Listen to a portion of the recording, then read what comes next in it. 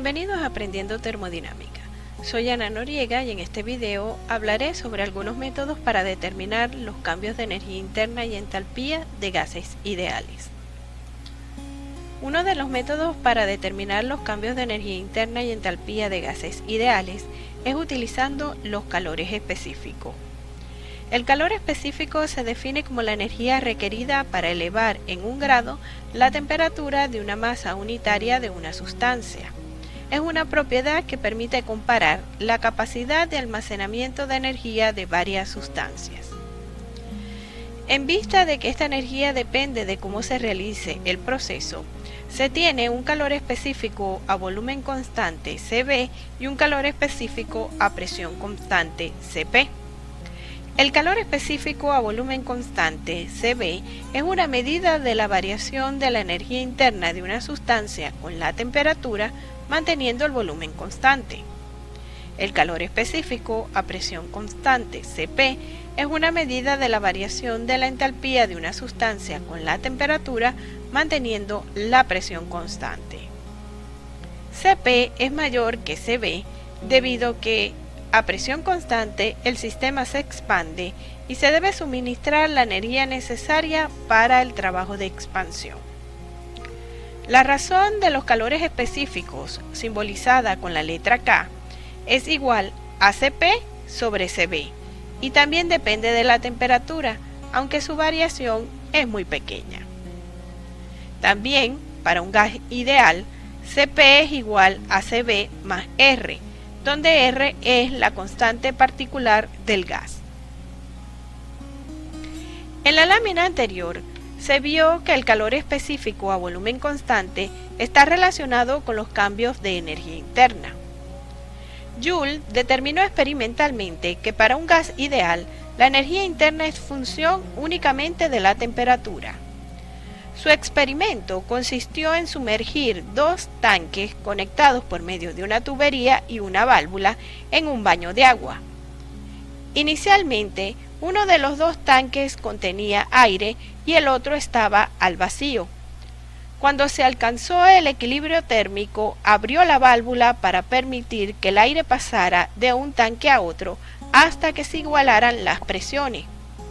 Joule no observó ningún cambio en la temperatura del agua y supuso que no se transfirió calor hacia o desde el aire. Como tampoco se realizó trabajo, concluyó que la energía interna del aire no cambia, aunque el volumen y la presión sí lo hacen. Y por lo tanto, que la energía interna es función solamente de la temperatura y no de la presión o el volumen específico.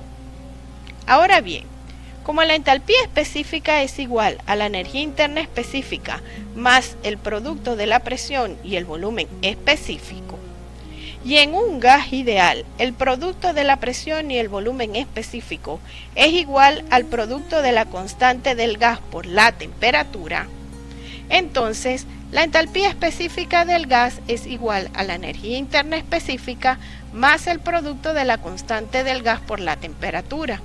En esta ecuación, los 2 términos dependen únicamente de la temperatura. Así, la entalpía de un gas ideal únicamente depende de la temperatura.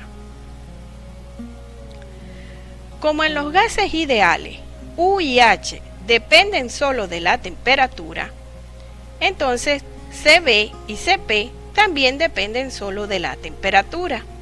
Y por lo tanto, las derivadas parciales se pueden transformar en derivadas ordinarias.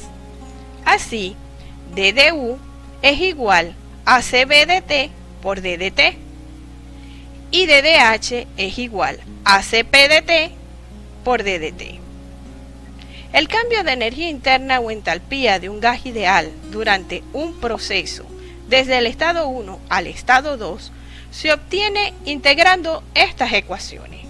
Delta U es igual a U2 menos U1, que es igual a la integral de 1 a 2 de Cv de T por d de T. Y delta H es igual a H2 menos H1, que es igual a la integral de 1 a 2 de Cp de T por d de T. Para resolver estas integrales se necesita conocer las relaciones de Cp y Cv con la temperatura. Se pueden encontrar las ecuaciones de los calores específicos de gas ideal o calores específicos a presión cero, CP0 y CB0. Y estas relaciones son de la forma CP0 barra es igual a A más B por T más C por T al cuadrado más D por T al cubo, donde la barra es para indicar que es en base molar. En los libros de termodinámica aparecen tabulados los valores de los parámetros A, B, C y D de diferentes gases. Hay tres maneras para determinar los cambios de energía interna y entalpía de gases ideales: con datos tabulados de energía interna y entalpía de gas ideal, por medio de integrales y utilizando calores específicos promedio. Primero, datos tabulados de energía interna y entalpía de gas ideal. Son aquellas tablas que muestran los datos de U y de H a pequeños intervalos de temperatura obtenidos por la integración y considerando el estado 1 como el estado de referencia, donde a la temperatura de 0 Kelvin se toma que la energía interna es igual a 0 y la entalpía igual a 0. Son tablas que tienen esta forma, en donde se ingresa con la temperatura y se leen los valores de U y H. En los libros de termodinámica se encuentran tablas para gases como oxígeno, aire, nitrógeno, entre otros. 2. Relaciones de CB y CP como función de la temperatura y realizando las integrales.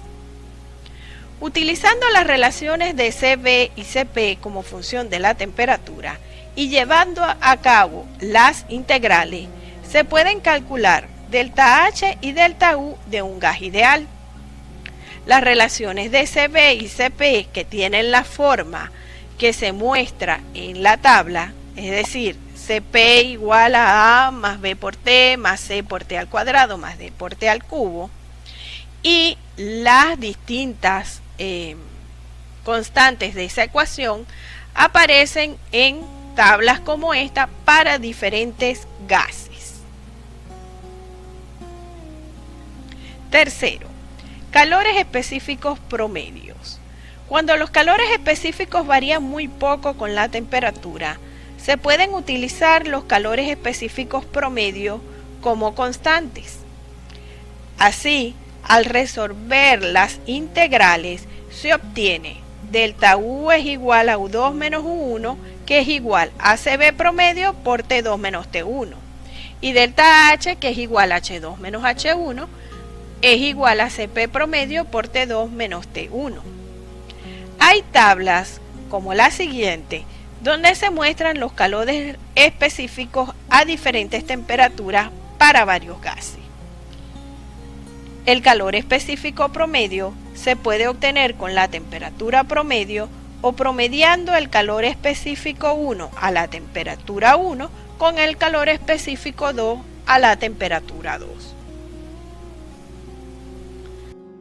Para ilustrar cómo determinar el cambio de energía interna o entalpía de un gas ideal, resolveré el siguiente problema. Calcular delta H de 1 kilogramo de oxígeno cuando se calienta de 300 Kelvin a 1500 Kelvin. Utilice A. Tablas de gas ideal. B. Integrales. C. CP promedio a temperatura promedio. Y D. CP1 a la temperatura 1.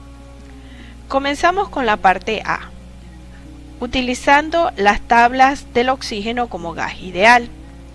Esta tabla tiene una columna de temperatura y una de entalpía molar simbolizada como H barra, la cual se encuentra en kilojoule sobre kilomol. Así, con T1 igual a 300 Kelvin, se obtiene que H1 barra es igual a 8736 kilojoule sobre kilomol.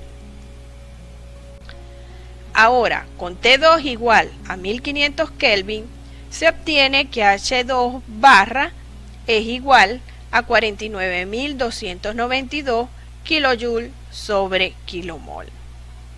De esta manera, delta H barra, que es igual a H barra 2 menos H barra 1, se obtiene como resultado 40.556 kJ sobre kilomol. Pero como en el problema se solicita delta H mayúscula, es decir, en kilojoule, se tiene que utilizar la masa molecular del oxígeno, que es igual a 31,99 kilogramos sobre kilomol, y con ella y la masa calcular delta H mayúscula. Delta H mayúscula entonces es igual a 1267,4 kilojoule. Parte B, integrales. Podemos encontrar los valores de las constantes A, B, C y D de la ecuación de Cp0 barra del oxígeno en tablas como esta. Aquí podemos ver que A es igual a 25,8, B es igual a 1,520 por 10 a la menos 2, C es igual a menos 0,7155 por 10 a la menos 5 y D igual a 1,312 por 10 a la menos 9. Entonces, sustituyendo la ecuación y las constantes de Cp0 en la integral, integrando y posteriormente sustituyendo las temperaturas, se tiene que delta H barra es igual a 40.664,8 kJ sobre kilomol y que delta H mayúscula es igual a 1270,8 kJ. Parte C, Cp promedio a temperatura promedio. Primero se calcula la temperatura promedio, que es igual a 900 Kelvin. En la siguiente tabla se muestran los Cp del oxígeno a diferentes temperaturas.